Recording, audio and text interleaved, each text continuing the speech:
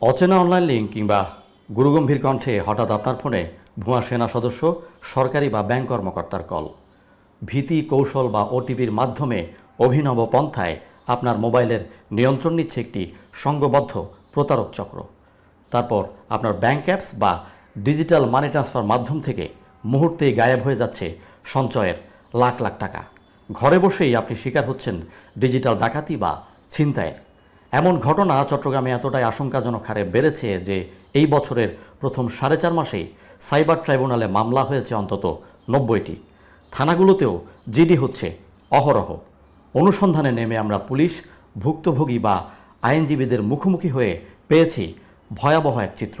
Nova LED TV, ঝকঝকে ছবি, নিখুঁত শব্দ, 5 বছরের ওয়ারেন্টি। নোভা মানি, সঠিক মান, নিশ্চিত সেবা।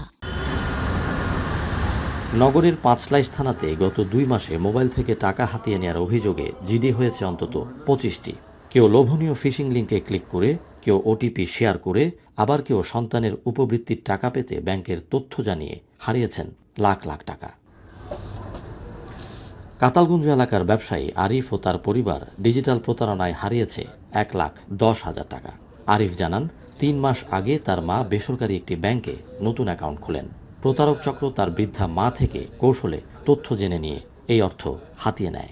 ব্যাংক থেকে ফোন দিচ্ছে যে ওখানে নাকি মেসেজ আসবে, এরকম বলছে। তো আমি মনে করছি যে নতুন অ্যাকাউন্ট করা হয়েছে, ওই নাম্বারটা দেওয়া গেছে। তো আমি তাড়াতাড়ি গিয়ে আবার চকবাজার রবি অফিস থেকে ওই সিমটা নতুন করে তুলে দিছি। তুলে দেওয়ার পরে ওনারা পরে ফোন করছে, 1-2 দিন পরে ফোন করার পরে যখন ওইটাতে ওটিপি আসছে, ওটিপিটা উনি বলছে, তখন টাকা তুলে ফেলছে। অনুসন্ধানে দেখা গেছে সাধারণত 5 উপায়ে প্রতারণার ফাঁদে ফেলা হচ্ছে মানুষকে। এর মধ্যে ব্যাংক বা বিকাশ কর্মকর্তা সেজে ওটিপি চেয়ে নেয়া, আইনশৃঙ্খলা বাহিনীর পরিচয়ে তথ্য জেনে নেয়া, আয়ের লোভনীয় অফার বা আপত্তিকর ভিডিওর লিঙ্কে ক্লিক করিয়ে মোবাইলের নিয়ন্ত্রণ নেয়া, সরকারি বা প্রাতিষ্ঠানিক নম্বর ক্লোন করা এবং ব্যাংকের কারো সহায়তায় বা মানি ট্রান্সফার অ্যাপের তথ্য চুরি করে জালিয়াতির ফাঁদ তৈরি। আপনাকে এখন আমাদের হেড অফিস থেকে কল দিবে, এমন টাইমেই বিকাশের 16247 নাম্বারটা ক্লোন করে ঠিক আমার কাছেই কল আসে। এমন একটা অ্যাকাউন্টে টাকা নিচ্ছি যিনি এই প্রতারণার সাথে জড়িত না, কিন্তু উনি জানেও না যে ওনার নামে অ্যাকাউন্ট আছে, কিন্তু ওই টাকাটা ওনার ওখানেই যাচ্ছে। আদালত সূত্র বলছে, চট্টগ্রামে গত 5.5 মাসে হ্যাকিং ও ডিজিটাল প্রতারণার অভিযোগে মামলা হয়েছে শতাধিক। সম্প্রতি চট্টগ্রামে এমন একটি বড় চক্রের 2 হোতাকে জেলা পুলিশ গ্রেপ্তার করলেও অপরাধের তুলনায় গ্রেফতার বা প্রতিকার পাওয়ার ঘটনা কম। আইনজীবীদের অভিযোগ, পুলিশের তদন্ত কাজের ধীরগতির কারণে পার পেয়ে যায় অপরাধীরা। আর পুলিশ বলছে, প্রতারণা চক্রের সাথে ব্যাংকের কর্মীদের সংশ্লিষ্টতার কথা।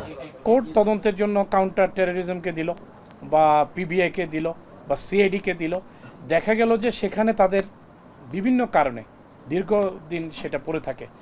কখনো বলে যে আমাদের জনশক্তি নেই, কখনো বলে যে আমরা বিভিন্ন কাজে ব্যস্ত আছি।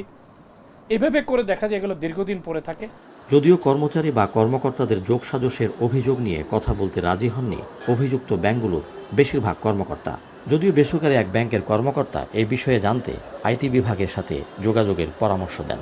সব ব্যাংকেরই আপনার যেগুলো অ্যাক্ট সেক্টরে হোক বা যে ব্যাংকে যেভাবে আছে বেশিরভাগ তো হেড অফিস থেকে আইটি ডিপার্টমেন্ট থেকেই হয়।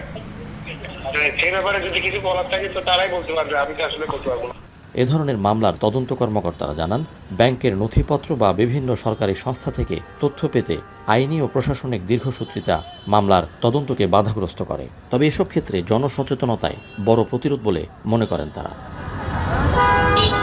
ফাইসাল করিম, এখন চট্টগ্রাম।